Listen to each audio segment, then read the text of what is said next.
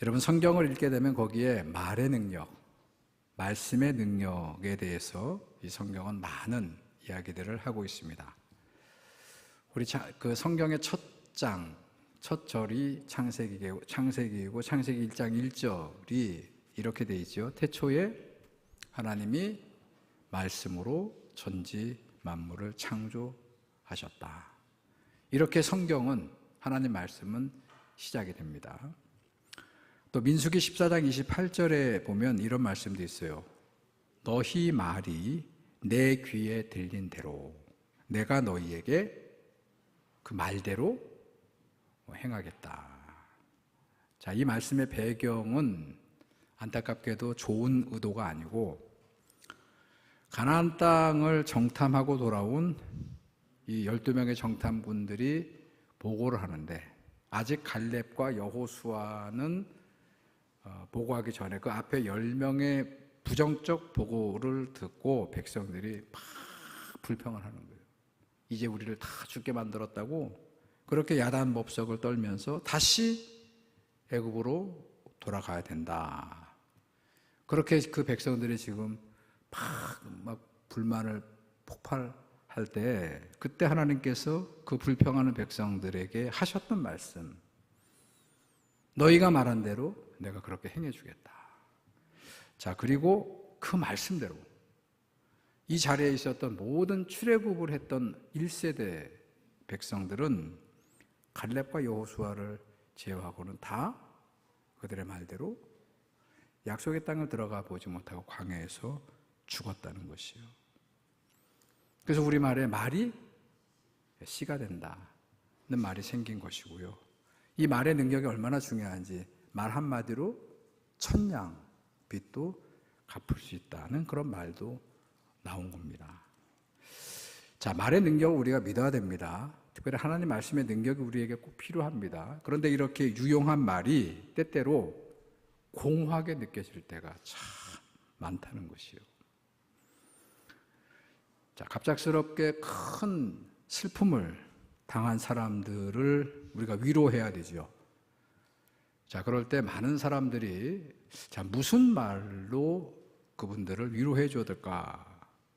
라고 해서 이제 나름대로는 많이, 그냥 아무 말을 한 건 아니에요. 그렇게 많이 고민하고 기도하면서 정말로 마음으로 그렇게 이제 위로의 말을 건네는데, 어떨 때는 가만히 보면 이건 조금 뭔가 이건 아닌데 하는 그런 생각이 들 때가 종종 있다는 것이요.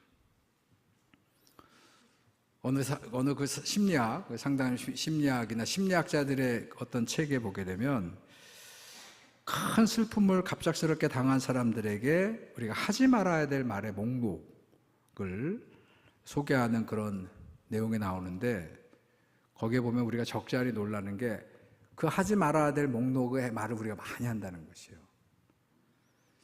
자, 가령 이제 갑자기 뭐 남편이 죽었거나 뭐 아이가 사고로 죽었어요. 근데 거기에 가서 당신이 어떤 느낌인지 알 것 같습니다. 이런 말 하지 말라는 거예요. 또 어떨 때는 졸지의 남편이 이제 그 젊은 나이에 죽으면 가서 또 위로한다는 말이에요. 그 진심은 이해합니다. 그 진심이 아니라는 건 아닌데, 저 어린 아이들 생각해서 이제 그만 슬퍼하고 이겨내야 합니다. 그런 얘기도 사실은 그 하지 말아야 될 목록에 있는 대표적인 말이에요.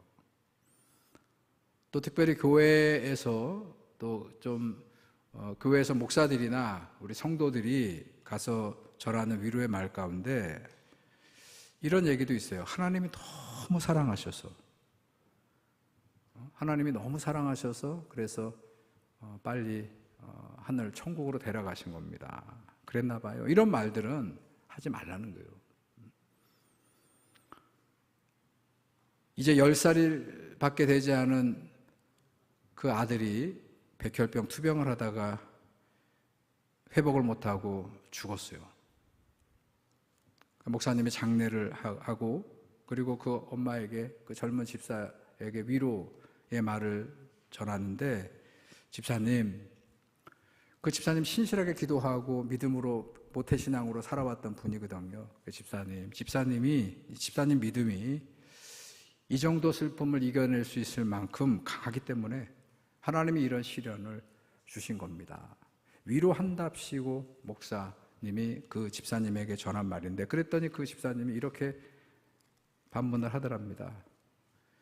목사님, 그러면 제가 예수 믿지 않고 제가 예수 믿는 집에서 태어나지 않았다면 제 금쪽 같은 처아이가 죽지 않았을까요? 여러분, 나쁜 의도도 아니고 아무렇게나 던진 말도 아니고 애써서 던진 말이 때때로 위로가 되지 않을 때가 많이 있다는 것이요. 그렇다고 입 다물고 할 말 없으니까 그렇게 말하지 않는 것도 상처가 될 수 있기 때문에 그 상대방에게는 이게 말을 전해도 문제고 어떤 말을 해야 될지 참 쉽지가 않다라는 생각을 한번 해봅니다. 그런데 오늘 우리가 함께 읽은 이 본문의 말씀 보게 되면 하나님께서 이사야 선지자를 통해서 이 말씀하는 거예요. 위로하라. 너희는 위로하라. 내 백성을 위로하라. 자, 오늘의 말씀도 분명히 내 백성을 위로하라는 것이에요. 자, 지금 이 내 백성을 위로하라 하는 이 상황이 어떤 상황이냐면, 이스라엘 백성들이 이미 벌써 짧게는 50년에서 길게는 70년 가까이 바벨로니아 제국에 의해서 포로 생활을 하면서 모든 것들을 상실하고 아무런 희망이 없이 살아가는 그 백성들의 상태가 지금 어떻겠어요? 그 백성들을 찾아가서 이사야 예언자를 통해서 이 말씀이 전해지는 거예요. 그 백성을 위로하라. 큰 슬픔과 상실감에 이미 그걸 넘어서 아무런 희망을 없이 살아가는 그 백성들을 찾아가서 그들에게 위로하라. 그 말씀이에요. 근데 여기에서 특별히 먼저 여기서 너희는 위로하라, 내 백성을 위로하라 할 때 이 너희는, 이 말씀을 전하는 이 너희는 누구냐면, 지금 수십 년째 바벨론 제국의 땅에 끌려와서 포로 생활을 하고 있지만 아직도 그 현실을 받아들이지 않고, 그 시스템이잖아요. 지금 나라가 힘이 없어서 나라가 망했고, 그리고 끌려와서 지금 수십 년째 살고 있는데도 그 체제에 굴복당하지 않고 여전히 하나님이 보내주신 이사야 예언자 등을 포함한 모든 예언자들의 말씀을 신뢰하면서 그 하나님 말씀의 희망을 붙잡고 있었던 백성들, 그게 이사야 예언서를 보게 되면 제2사야 40장부터 66장까지 보게 되면 남은 자라는 표현이 나와요. 이사야, 제가 신학교에서 공부할 때 우리 돌아가신 김희곤 교수님께서 이사야 전공하신 분인데, 그 남은 자 신앙의 고백 사상을 굉장히 강조해서 우리에게 가르쳐 주셨던 기억이 남거든요. 그 남은 자들이에요. 자, 누구라고요?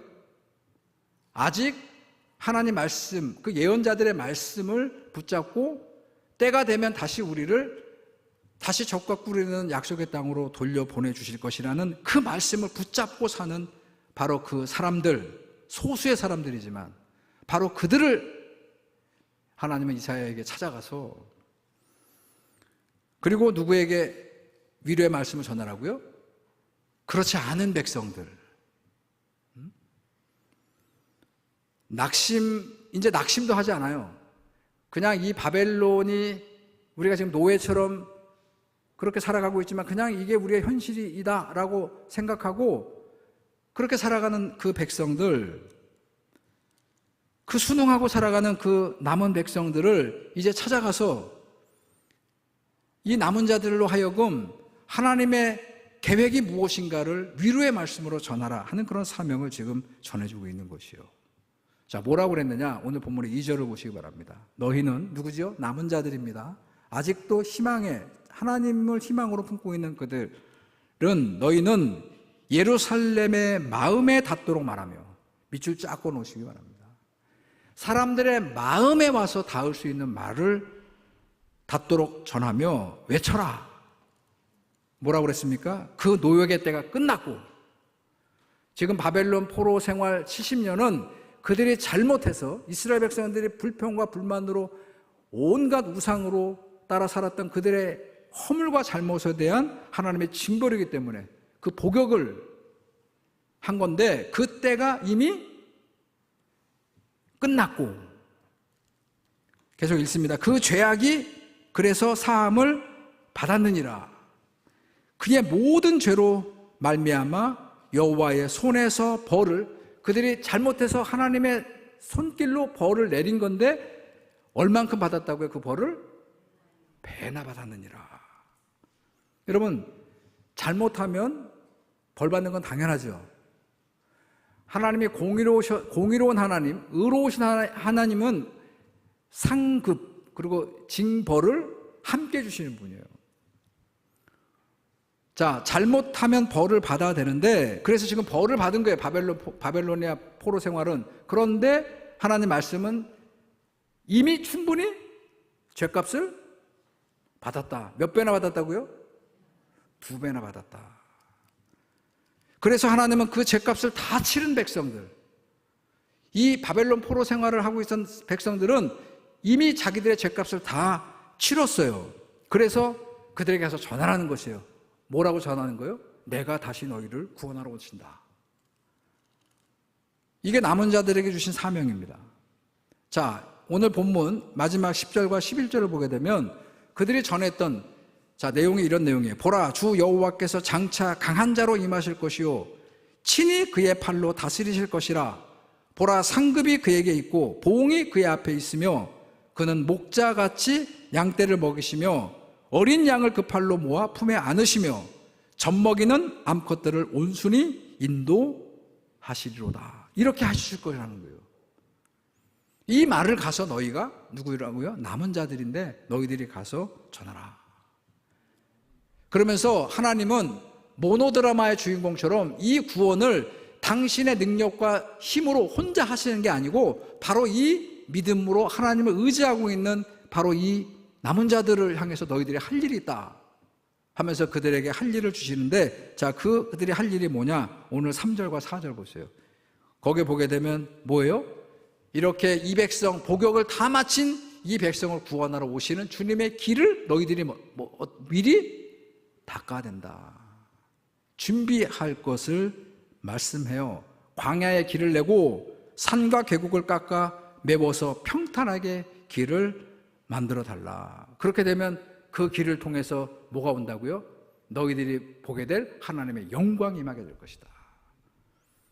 우리 전주중앙교회 이 오늘 말씀의 능력과 역사가 임하기를 주의 이름으로 축원합니다. 우리들이 남은 자로 하나님의 말씀의 능력을 붙잡고 기도하고, 그리고 사막의 길을 내고, 그리고 산과 계곡을 깎아서 평탄하게 주님이 오실 그 길을 우리가 잘 만들어 놓으면 그 길을 통해서 우리가 뭐를 보게 될 거라고요? 하나님의 영광을 보게 될 것이다. 여러분, 이 말씀의 은혜가 오늘 이 아침에 우리에게 임하는 주님의 능력의 말씀이 되기를 다시 한번 주의 이름으로 축원합니다. 근데 여기서 제가 확인할 게 있어요. 확인하고 우리가 넘어갈 게 있습니다. 그게 뭐냐면, 위로는, 오늘 위로하라 하잖아요. 위로는 말이 아니라 그 말을 하는 사람이 진실할 때 진정한 위로가 될 수 있다는 말씀이에요.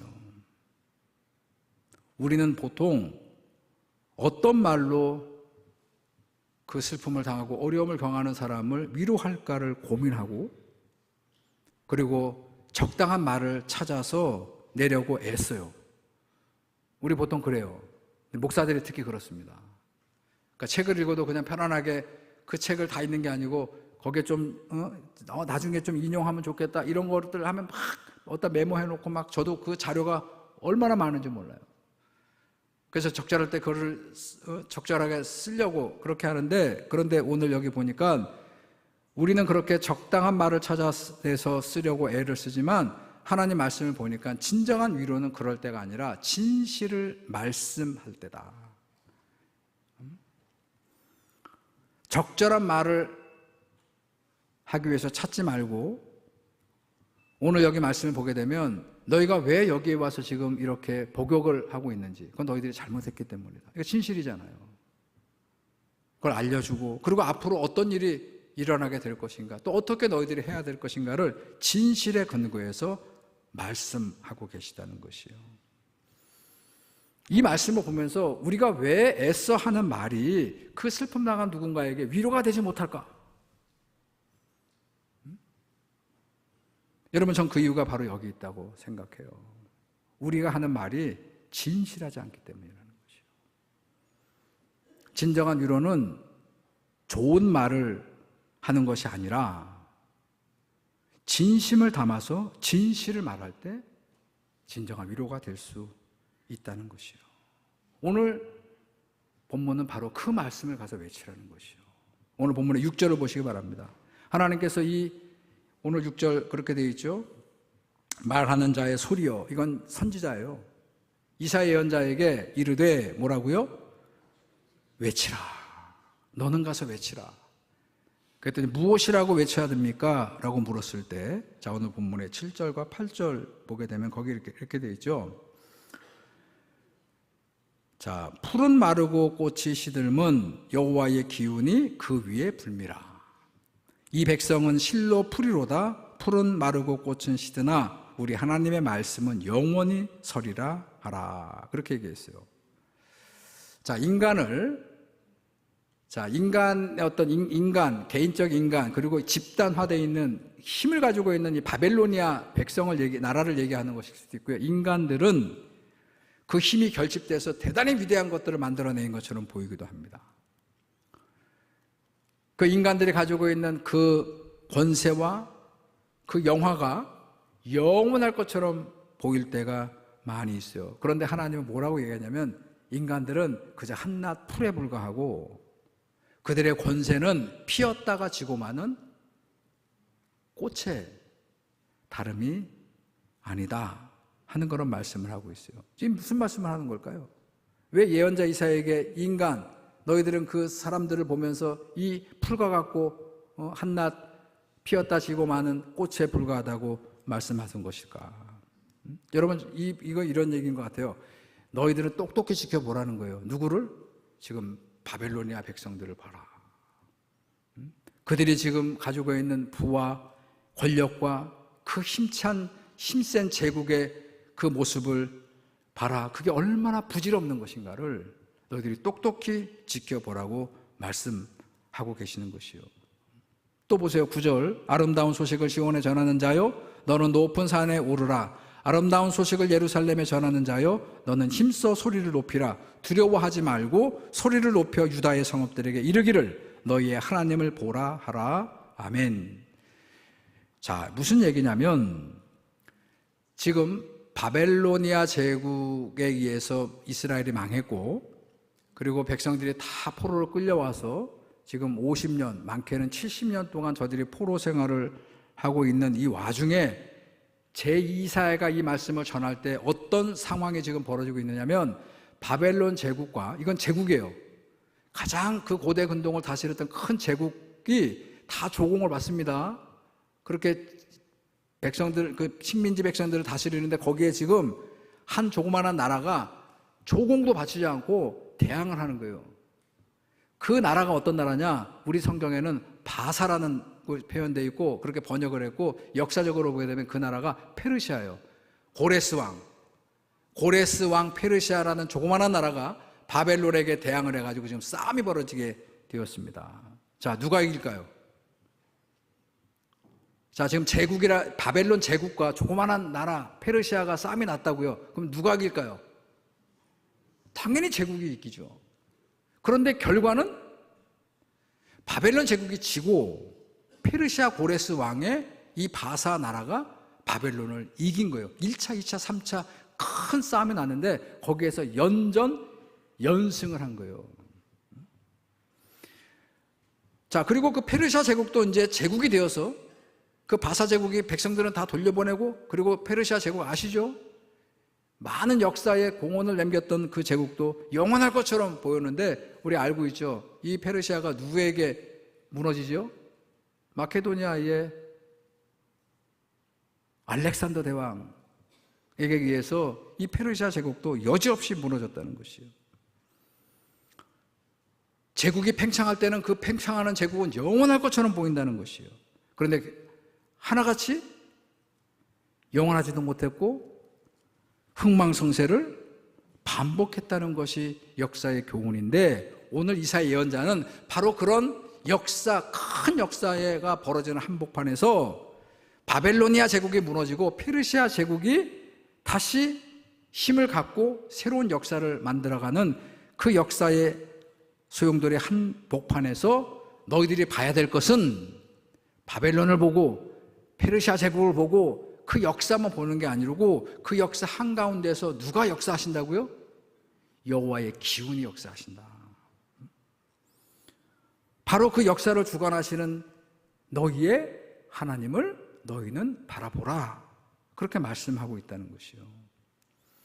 하나님의 백성들은 두 눈을 부릅뜨고 우리 주변에서 벌어지고 있는 모든 역사의 소용돌이 한복판에서 봐야 될 것이 그 현상으로 나타나고 있는 그게 바벨로니아냐, 그게 페르시아냐, 그게 마케도니아냐, 그 누구냐, 그것만 보지 마시고 그 모든 역사에 움직이시는 하나님의 능력이 어디로 함께 하시는가.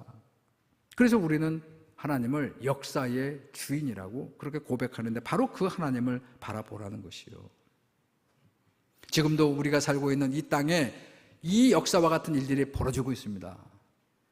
우리는 그렇게 강대국도 아니고 그렇다고 아주 힘이 없는 약소국도 아니고 그저 적당하게 있는데 이 틈바구니 속에서 그저 하루하루 살아남기 위한 그런 자세로 웅크리고 있고 그저 시대에 편승하고 앉아있는 그런 것이 아니고 믿음의 눈을 부릅뜨고 어디가 유리할까? 어느 쪽으로 붙는 것이 맞을까? 여러분 그거 재기 이전에 이 모든 강대국보다 더 위에 계시는 크고 능력 있는 하나님의 역사를 주관하시는 것을 우리가 믿음의 눈으로 기대하고 기도하고 바라보는 것, 그것이 정말로 필요하다는 것이에요. 내일 모레 선거를 다 하시죠? 이미 하신 분들도 있죠?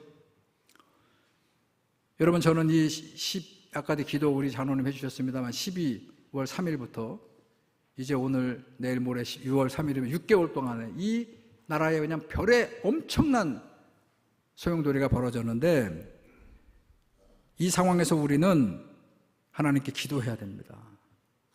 주여 이 나라를 불쌍히 여겨달라고. 주여 대한민국에 하나님의 공의와 정의를 세워주시고 나라와 국민들의 안위와 평화가 우선이 아니라 지금도 이제 들춰지고 있습니다만 앞으로도 계속 정권이 바뀌어지게 되면 더 많은 지난 정권의 모든 폐악들이 다 이 천하에 드러나게 될 것이요. 근데 가장 저는 앞으로도 우리가 걱정해야 되지만 그 권력과 힘을 가지고 그 자기들의 권력과 힘을 유지하기 위해서 이 땅에 전쟁을 유발하기 위해서 그렇게 여러 가지 행위를 했다고 하는 것들이 지금 속속 드러나고 있잖아요. 나라와 국민의 안위를 평화를 가장 우선하겠다고 선선했는데 자기들의 권력과 세력을 유지하기 위해서 국민들의 안위와 이 나라의 평화를 그저 자기들의 권력에 유지하기 위한 그런 필요로 얼마든지 위험에 빠뜨리고 도탄에 빠뜨릴 수 있는 그런 세력들은 다 이 땅에 발붙이지 못하게 하시고 또 말로는 정치한다고 국민들의 통합을 외치고 하나되게 한다고 얘기하면서 실질적으로 선거 때마다 국민들을 지역으로 세대로 성별로 갈라치게 하고 분열하게 만들고 언론은 그거를 부추겨서 만드는 이 모든 이 나라의 거짓과 왜곡으로 선동되는 악한 세력들은 하나님이 그냥 무너지게 할 뿐만 아니라 큰 벌을 내리게 하시고 다시는 우리가 사는 이 나라 이 대한민국에 그런 권력을 이용한 자기들의 모든 기득권들을 유지하려고 하는 그런 세력들은 다 하나님이 파하시는 그런 나라, 그런 역사, 그런 공의로운 정치인들이 세워지게 해달라고. 역사 위에 능력을 불어넣으시는 하나님께 우리가 기도해야 됩니다. 오늘 내일 모레로 이어지는 이 변동의 시기에 우리나라와 민족을 위해서 여러분 모두 간절하게 기도하시고 적절하게 판단하셔서 선거에 임하시는 우리 모두가 되기를 주님의 이름으로 축원합니다. 사랑의 하나님, 오늘도 주님 앞에 하나님 말씀으로 섭니다. 너희는 내 백성을 위로하라. 하나님의 공의가 세워지고 당신이 선택한 이스라엘 백성조차도 그들에게 가차없이 벌을 내리시고 징계하시며, 그리고 모든 징계가 끝난 이후에는 다시 그 백성을 내 백성으로 인쳐주시고 다시 그들에게 길을 열어주시는 하나님의 공의가 우리 대한민국 이 땅에 임할 수 있도록 하나님 역사하시고, 이 역사의 주인 되신 하나님을 믿는 성실한 이 땅의 모든 교회와 성도들이 하나님 앞에 이 파국의 시대에 모든 것들을 다시 일으켜 세우는 이 나라를 위해서 기도하며 하나님의 도우심을 간구할 수 있는 은혜로 이 시간을 보낼 수 있도록 역사하여 주시옵소서. 예수님의 이름으로 기도드렸습니다. 아멘.